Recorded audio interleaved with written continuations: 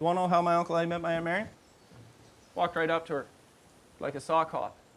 Told her he thought she was pretty. Uncle Eddie's was a legend. Aunt Marion, too. Then he asked her if she wanted to dance with him, like if she wanted to twist. I bet you he swing danced her. Before he ballroomed her. And she walks over to her gal pals, and they're all saying to her, how about the balls on this sailor? Walked right up to a pretty girl like you, asked her for a twist.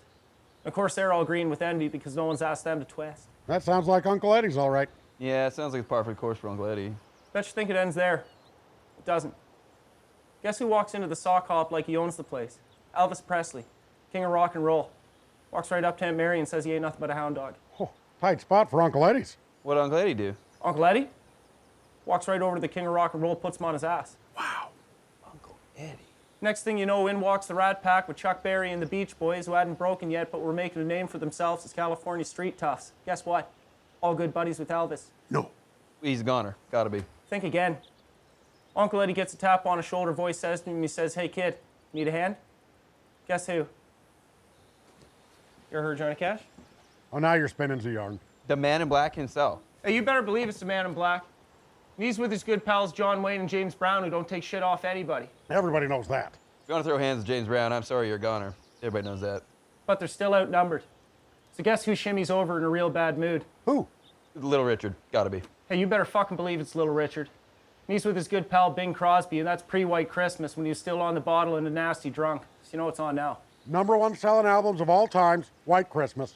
That's pre-White Christmas.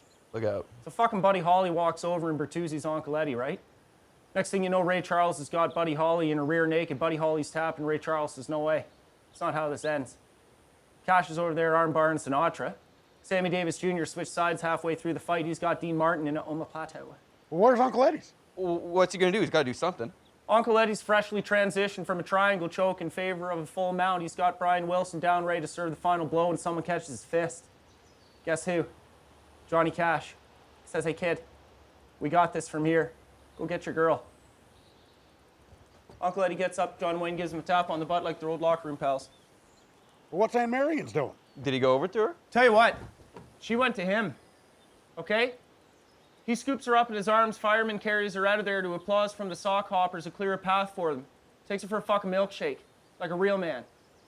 Wow. Uncle Eddie. So next time you're thinking about texting a girl to ask her out on a date, why don't you stop and think? About what? About the glory you're leaving on the table.